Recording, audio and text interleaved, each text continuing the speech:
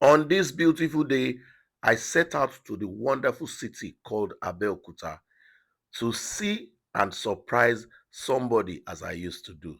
But until I got there, I had to branch some places before going to see the person. So, first of all, Korede had to go into the store when I bought the bag of rice. I asked if I could still get one or two things to buy again. So I asked for Gary if she sells Gary, and she told me, yeah, she sells Gary. So I checked the Gary properly if it is a good Gary to prepare eba. Sometimes some Gary gets difficult when you want to prepare eba. So Korede and Babawu went inside to drag the bag of Gary out. All right, the rice was bought for 75,000 naira, the bag of rice, while the bag of Gary goes for 45,000 naira. We went straight to where we will get ogufe. People love to eat ogufe when they go to get food. So we got this ogufe for 100,000 naira. Ta-da! I am back in Abeokuta now to surprise this woman. But when I got there, what I saw was not impressive. You all know this store. We made this shop for Alasari's wife, and close to 2 months, she has not even started anything yet. Meanwhile, money for rent is burning. I am so mad now because nothing at all was done. The place was so dirty, littered. Why will she do this? I was looking for her. I could not find her. But she just came in with a woman with um, a bowl of water. Oh my God, why did she do all this? So I immediately said she should come and let's talk about this. She was first saying it was water that was affecting her not to get what she wanted to get in time or to start in time. Oh, make it. Báwo lomi ṣe máa disturb yín? Okay, ẹ̀yin boys, ẹ bẹ̀rẹ̀ sí já gbogbo nǹkan tí mo rà. We brought down the is it ram? Is it goat? Ogufe sha. We dragged Ogufe in. They brought down the bag of Gary. All right, this bag of Gary is very, very heavy. Then they brought in the bag of rice. Immediately, I went to see her and decided to say my mind. Èmi ò ń parọ́, mi ò mọ nǹkan sábà mú mọ́ra. Bó bá ṣe rí lọ́kàn mi ni mo ṣe máa sọ. Bí mo ṣe dé tí mi bá bíbà ìpẹ́ tí ń ṣiṣẹ́ inú mi ò dùn, mi ní parọ́ fún yín, mi ní parọ́ fún yín. Mo dẹ̀ ti fúnra láti gbà bí ẹ̀ẹ̀mejì tí mo try láti pe ọmọ yín tí ò gbé call. Mo pè é, ó ti ń lọ bí ọ̀sẹ̀ mẹ́ta sínsìn. Torí pé mi ì fi sínlé ìgan sìn, ó ti ń lọ bí oṣù kan àtọ̀sẹ̀ mẹ́ta báyìí tí mo ti wá bí gbẹ̀yìn. So tẹ bá wò gbà tá a ti sanwó bí, tẹ bá wò gbà tá a náà fi tún bí ṣe, tẹ bá wò gbà tá a fi pè yín wá, ṣé mọ̀ pé oṣù tí ń lọ náà nìyẹn. Àìmọye èèyàn tán bá ríru opportunity tó yẹ pé ṣẹ̀kẹ̀ṣẹ̀ náà máa bẹ̀rẹ̀ iṣẹ́. Tó bá yẹ pọ́kàn yín ò wá bí báyìí, ẹ máa gbọ́ mà. Tó bá yẹ pọ́kàn yín ò wá bí báyìí, tó jẹ́ pé ibi tẹ́ ẹ wà tẹ́lẹ̀ lọ́kàn yín fẹ́ wà, ẹ máa ṣàlàyé fún mi ni. Because nígbà tí mo bi yín gbà yẹn náà, mo rí pọ́kàn yín ò kúrò lọ́hùn yẹn, mo rí bẹ́ẹ̀. Ẹlẹ́ẹ̀kejì òun ni pé ìgbà tí mo béèrè lọ́wọ́ ọmọ yín kò dáhùn, mo pè é kò gbé.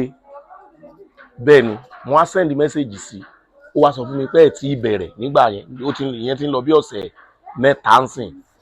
Kí ló dé tán tún tí ì bẹ̀rẹ̀? Kí ló ń ṣẹlẹ̀? Ó ní ó ní ìṣàrántí nǹkan tó ṣáà sọ. Ìgbà tó tún di bí ìjẹta mo tún pè kò gbé, mo tún send message. Ìgbà tó wá dànà àbí ìjẹrin mo pè kò gbé. Ìgbà tó wá di ìjẹta ló wá send message sí mi pé ó rẹ̀yìn díẹ̀. Bẹ́ẹ̀ fìgbà kan wà lọ́spítù, Ọlọ́run fún yín lálàáfíà. Ó send report card àbí nǹkan kan fún mi. but ìgbà tí mo wá sọ pé mò ń bọ̀ lénìí mo sọ fún olóhùn ò sí nílé kò kọ́kọ́ gbé náà látàárọ̀ mo ti pé kò gbé ó wá send message later pé òun ò sí nílé o òun lọ sí Èkó èmi fẹ́ wá rí yín o because àwọn ẹ̀yin àgbà náà lè sọ pé téèyàn bá ta kéèyàn tọ̀ téèyàn bá tọ̀ ó lè ṣẹran onídìí tá bá ṣerú nǹkan báyìí tá à ń dé ṣe àṣà náà torí òun fi nǹkan kan ṣe excuse pé kò sẹ́ńtà dúró tì yín àṣà náà mi bí lè pò yẹ kẹ́ ti gbọmọṣẹ́ tó bá ràn yín lọ́wọ́ kẹ́yìn náà ràn yàn lọ́wọ́ kẹ́yìn náà gbọmọṣẹ́ tẹ́ bá ti gbọmọṣẹ́ wọ́n á dúró tì yín kò dìgbà táwọn ọmọ yín bá ń dúró tì yín torí àwọn náà ní school láti lọ àwọn náà ní nǹkan tó fẹ́ ṣe tẹ́ bá ti gba ọmọṣẹ́ kan àbí méjì tó ń dúró tì yín ẹ gbọ́ mi mà ẹ gbọ́ mi ẹ jẹ́ kí mi ṣàlàyé kẹ́ gbọmọṣẹ́ lóyè kan àbí méjì iye kíye tẹ́ bá máa fún wọn inú iṣẹ́ tẹ́ ń ṣe náà lẹ ti máa rí inú iṣẹ́ tẹ́ ń ṣe òun náà lẹ ti máa rí tẹ́ bá dẹ̀ ti pẹ̀lú bá ṣe ń bá yín ṣe yìí pẹ̀lú lítú tá à ń pariwo síta yìí àwọn èèyàn máa bá yín wá bí ẹsẹ̀ àwọn ọmọ school dà ń bì gbogbo àwọn nǹkan tó kù tọkàn mi ṣe nígbà yẹn tí mi rí ṣe ni mo sáré wá ṣe fún yín nígbà tá a ti ṣe yẹn o ẹjọ ṣé ká ní mo ti ra ewúrẹ́ lẹ́ǹgbà ẹ̀ ní ti bẹ̀rẹ̀ ẹ filẹ̀ kò ti kú síbí ni àbí mo ti ra àpò tòmátì lẹ̀ apẹ̀rẹ̀ tòmátì àtàtà bí ṣe máa filẹ̀ kó bàjẹ́ ni ẹ ní filẹ̀ kó bàjẹ́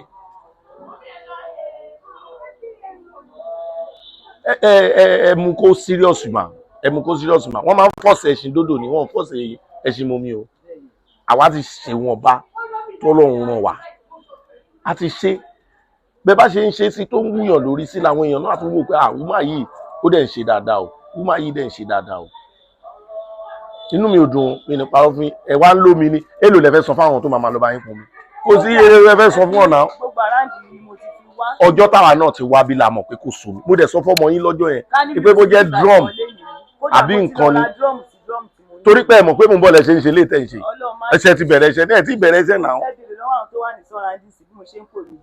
ẹ ti bẹ̀rẹ̀ kó dá o. kódà mo fẹ́ já táǹkì omi gangan wọ́n ní 5,000 fi ń ṣe nǹkan yẹn lóṣù. mọ́mì wa kò dá o. nítorí pé mi ò ní drum wọ́n ní drum mẹ́rin ló wà nínú táǹkì tó kéré jù. mọ́mì wa kò dá o. ṣé mọ̀ pé kálẹ̀yìn ilẹ̀ struggle ṣe bíbá ẹ ti máa bẹ̀rẹ̀ iṣẹ́ ṣá. bẹ́ẹ̀ni. ṣé dẹ̀ mọ̀ pé kálẹ̀ lómi lò opportunity kálẹ̀ níbò mi ẹ ti máa bẹ̀rẹ̀. ó kàn rí bẹ́ẹ̀ lójú yín ọdún náà tó bá kò rí bẹ́ẹ̀ ṣe ti bẹ̀rẹ̀ ni. ó rí bẹ́ẹ̀ lójú yín pé bóyá pé mo fi kí ní ìpalẹ̀ nínú ìfipalẹ̀. ìyá wa ṣe ti bẹ̀rẹ̀ ẹni rí bẹ́ẹ̀ lójú nígbà tí mo dé tí mi ìbá nǹkan kan báwo ló ṣe máa rí. mo máa bẹ̀rẹ̀ ṣe bẹ́ẹ̀ kódà ẹwà tí mo ti ṣàwọ́ wà bẹ́ẹ̀ yẹn wọ́n bá sickness tí mo sick òun ló fà. before 3 weeks ago tí mo pe ọmọ yín kò lẹ́ sick ń gbà yẹn o ìjẹta ló ṣe ń sọ pé sick o ọ̀rọ̀ tí mo sọ ẹ ti fẹ́ kóṣù méjì o. ẹ̀dá fóònù mi ti bàjẹ́ láti bí èwíkì sí ó jábọ́ ojú ẹ̀ kó lè pe mí mi ò lè pè. mọ́mí tẹ bá ti ń ṣiṣẹ́ yìí tẹ bá ti ń tajà tó yẹ kẹ́ tajà fóònù tẹ́ ń complain sí ẹ ti rà látara ẹ̀. ẹ à lè máa fi gbogbo ẹ̀ dáhùn èèyàn tó ràn wá lọ́wọ́ yìí o. àìwọ̀n bá táwa náà bá ti ń ṣe. tẹ́ ẹ bá fẹ́ kí n sọ̀rọ̀ mí ní sọ nǹkan kan ẹ má bínú mà ẹ má bínú èmi máa iṣẹ́ rí àwọn èèyàn mọ̀ mi o ẹ máa ń sọ bínú mi ṣe rí lèmi ṣe máa sọ fún yín tara yín là ń ṣe mi kúrò ẹ mú kọ́bọ̀ wá fún mi rí gbogbo tó ń fún mi ẹjẹ́ ìsọ tó tọ́ fún ilé gbogbo tó ń fi ránṣẹ́ sí yín mo ń fi kún lápò ara mi so kí wá ní kí ló dé tẹ́ẹ̀lì gbégbèsè tó yẹ kẹ́ gbé tó bá rẹ̀ yín kálẹ̀ ti bẹ̀rẹ̀ bíbà ṣáwọn ọmọ yóò lè máa dúró báyìí wọ́n máa bá yín dúró báyìí tẹ́ bá ti gbà yàn kan àbí méjì tó ń bá yín ṣiṣẹ́ àwọn ọmọ yẹn á ti dúró tì wọ́n dẹ̀ máa padà yọjú sí yín. àwọn èèyàn ò fẹ́ ṣẹ́ ṣe nǹkan tó rí yẹn kódà ní ọ̀hún ẹgbẹ̀yàn kó bá mi ṣiṣẹ́ bíi 2 weeks kò dúró ó tún ti lọ wọn ò fẹ́ ṣẹ́ ṣe ni kì í ṣe pé yóò fẹ́ gbáyàn kódà níbi ìjẹta sí di ènìyàn 4 ló ṣe wà sọ́dọ̀ nìkan ní 115 làwọn máa gbà mú jẹ ní mi ò máìdì láti fún wọn mi ì tí ì rí wọn nǹkan tó ń ṣẹlẹ̀ gangan nìyẹn ìṣèpẹ́ ọlọ́máṣẹ́mi náà lọ́ta jẹ́. mọ́mì wa tó bá máa fi di Monday máa padà wá bí tẹ́ ẹ̀ bá ti bẹ̀rẹ̀ iṣẹ́ máa bínú gan ni o eléyìí tí mò ń bá yín ṣe yìí mo kàn ń sọ fún yín ni o tó bá máa fi di Monday bóyá ẹ máa fi ilé ilẹ̀ kò kú síbi ká máa wò kó lè da iná ni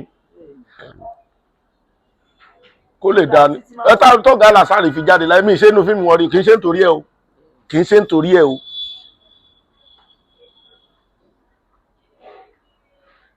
Ọlọ́run ó kàn dídì sọ pé ó tó àsìkò láti ràn yín lọ́wọ́ ni bí olómi á lo ẹlòmíì ẹ ti understand tẹ bá tẹ̀ ṣe ń tẹ́ ṣe iná fẹ́ lómi náà wọn á bínú ẹlòmíì ò ní sọ ni wọn ò ní wá bímọ.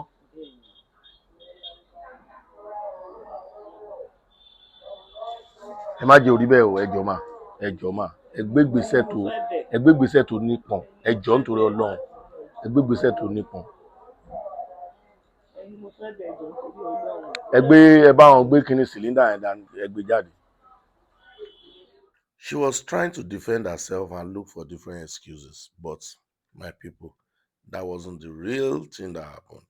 But nevertheless, I decided to go fill in the gas because the way we left the cylinder, that is how she left it. So I went straight to a store where I could get her a deep freezer. Though she had one in her shop, but that's a very old deep freezer that is not working. Exactly like Auntie Lola. You know, I told Auntie Lola too that her deep freezer wasn't working, and she said, oh my shishe. But eventually could shishe before we got her one. Now, I also was thinking of getting her a generator. Imagine owó tó wà lọ́wọ́ mi ò tó. Kò ní ká freezer, kò tún ká generator. So I saw the freezer that I wanted. I signed the receipt. Then, ekawo fún wọn. This freezer is 300 and let's just say 390 because they say 389.0 kinikon. So 390,000 naira. So I paid, they signed, and they brought out this freezer for us, you know. They brought it out. I loaded it in the car. Ojumoto ele not in Rio. Ojumoto ele not in Rio.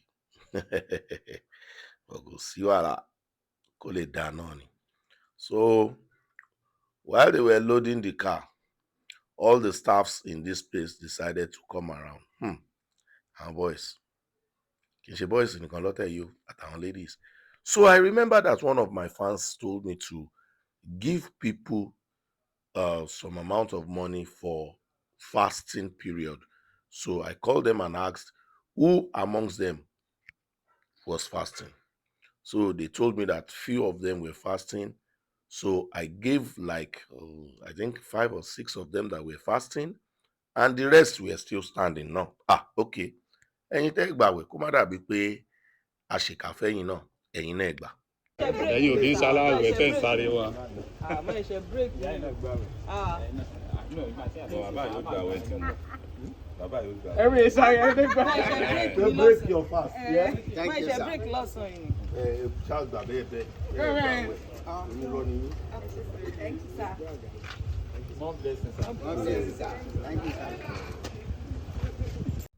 After that, we went straight to where we'll fill the gas, and you know it has to be a full cylinder. So wọ́n filẹ̀ fún wa. Bọ́n yẹn filẹ̀ mi wà ní mọ́tò bẹ́ẹ̀ làwọn bọ̀dá èdè àwọn àgbàlagbà mẹ́ta.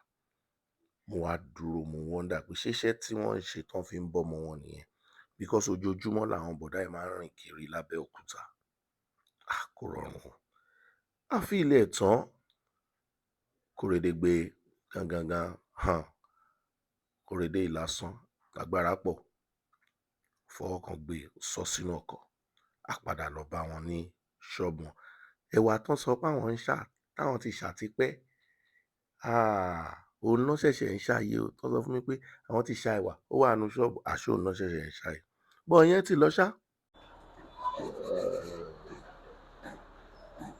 Àwọn òwe tẹ bá ti ṣe bíbá ẹ̀sìn tó bá ṣe dáadáa, Ọlọ́run á tún gbé yín kúrò níbí, á tún gbé yín lọ bí tó tún máa jù báyìí lọ.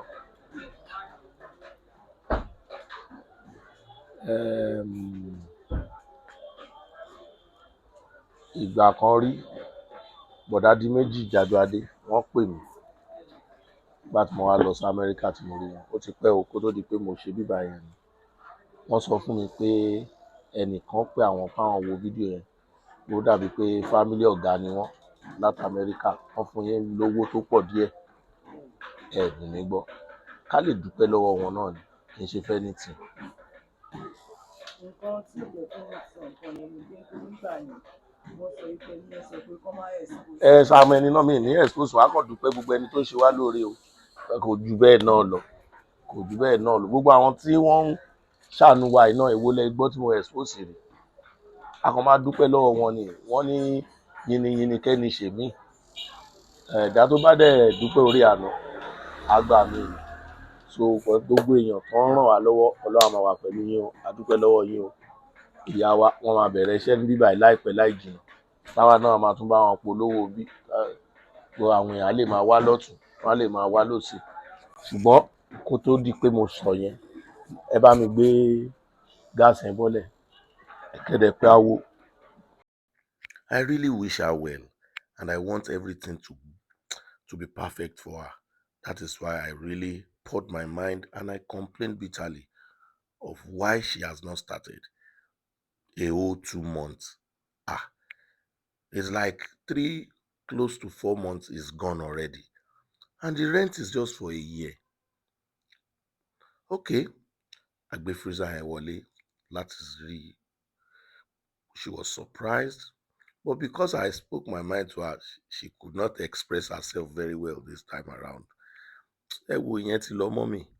Kó bá lè dá náà ní gbogbo ohun tí à ń ṣe. Ọlọ́run máa pèsè fún yín.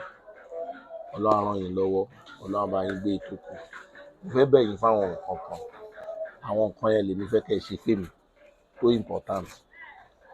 Tẹ́yìn náà bá ti ń ráàánú gbà ẹ jẹ́ káàánú náà máa kán sọ́dọ̀ àwọn ẹlòmíì ẹ gba àwọn èèyàn ṣiṣẹ́ ẹ máa gbọ́ mà ṣe rí bóyá owó tí wọ́n fẹ́ fún wọn ní òwò àkábẹ́ bá ṣe sọ pé àwọn èèyàn fẹ́ ṣiṣẹ́ tó àwọn ilé iṣẹ́ oúnjẹ ńláńlá yẹn ṣàn ráwọn yẹn so bóyá kẹ́ ẹ fi kún owó tán fẹ́ gbà ní Ọlọ́run á pèsè fún yín ní gbogbo ọ̀nà ẹ ṣàkókò mọ bí àwọn ilé iṣẹ́ ń ṣẹlẹ̀ Ọlọ́run náà ló ń pèsè fún yín so ẹ gbìyànjú ní gbogbo ọ̀nà kẹ́ ẹ ṣe bẹ́ẹ̀ ẹ gba èèyàn méjì síṣẹ́ wọ́n máa ràn yín lọ́wọ́ lọ́tùn ràn yín lọ́wọ́ lósì then ẹ make sure pé ẹ ṣèǹjì àwọn aṣọ yìí ẹ máa múra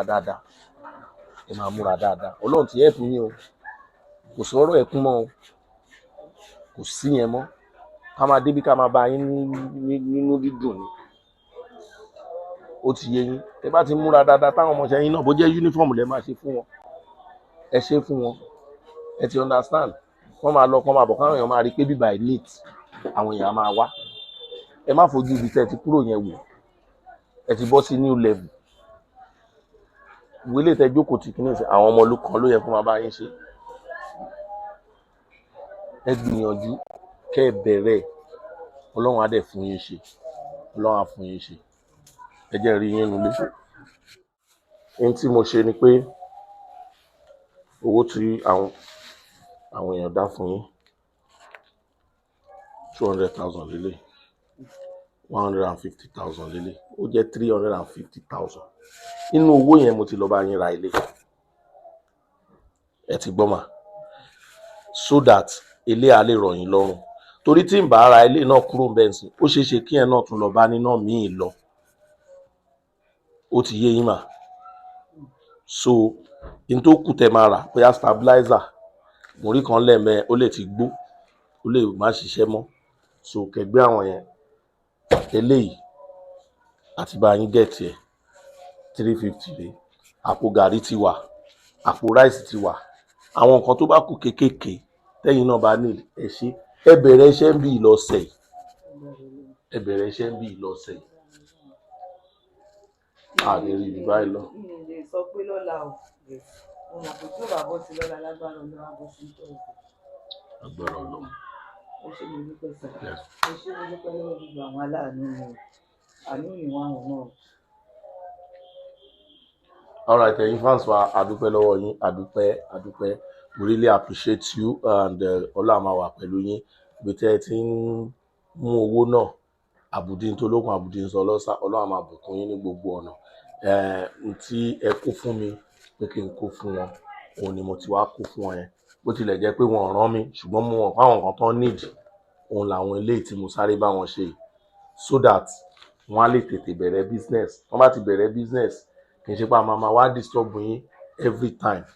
Táwọn náà bá ti bẹ̀rẹ̀ business láìpẹ́ láì jìnnà, anybody míì táwọn náà bá tún ti fẹ́ lọ ràn lọ́wọ́, àwọn náà máa support wa pé ẹ wo Mr. Ford, ẹ bá mi fẹ́ nìyẹn náà, èmi náà bá yín dá sí, èmi náà bá yín dá sí, bá ṣe fẹ́ kó rí nìyẹn. Ọlọ́run á dẹ̀ jẹ́ orí bẹ́ẹ̀, Ọlọ́run á jẹ́ kó rí bẹ́ẹ̀. A mọ̀ pé kò sí bùkátà kò ń tán bọ̀rọ̀, ṣùgbọ́n Ọlọ́run á máa gbà fún wa díẹ̀ ni wọ́n ní tí ebi bá ti kúrò ní ìṣẹ́ ti bùṣe. Eléyìí dẹ̀ rèé, àti jẹun tí yín á rọrùn, àdẹ̀ tí máa rí business ṣe, Ọlọ́run ti ṣe ní rọrùn. So ẹ jọ̀ọ́ mà, gbogbo àwọn nǹkan tí mo bá yín sọ yẹn, ẹ jẹ́ kó rí bẹ́ẹ̀, ẹ jọ̀ọ́ ẹ múra dáadáa, ẹ jẹ́ kí bí you neat kó máa bá ní neat lóòrèkóòrè. Láìpẹ́ láì jìnnà àmọ́ tọ́lọ́run lè ṣe náà. Ìgbà mélòó lẹ́yìn náà wá sáìtì tí ẹ máa ṣe lé ńlá sí, ẹ máa ta oúnjẹ lọ́bọ̀. Àmọ́ mi dà àwọn náà jókòó sí mẹ́rin, sẹ́yìn náà máa control. Ẹ fún wọn ní kíní méjì mẹ́rin fún bó ṣe máa rí nìyẹn lágbára Ọlọ́run. Ọlọ́run dẹ̀ ní fi yín lẹ̀, kò ní fáwọn ọmọ yín lẹ̀. Ẹlẹ́dàá ọkàn yín á máa dúró tì yín, á máa ráláàánú sí yín, wọn ò gbàgbé yín nígbà kankan. Dáadáa táwọn náà ti ṣe, òun lẹ̀ ń jẹ yìí. So few days after I complained, the daughter called me and said they have started. So ẹ̀yin èèyàn, Anwarudeen l'Abẹ́òkúta, tẹ́ bá ti rí cultural building yìí, ẹ yà lẹ́gbẹ̀ẹ́, ibẹ̀ gangan ni ilé oúnjẹ yẹn wà. The second building lẹ́gbẹ̀ẹ́. So ẹ̀yin èèyàn, ẹ wá bá wa jẹun o, oúnjẹ gidi là ń tà o. Alasari food.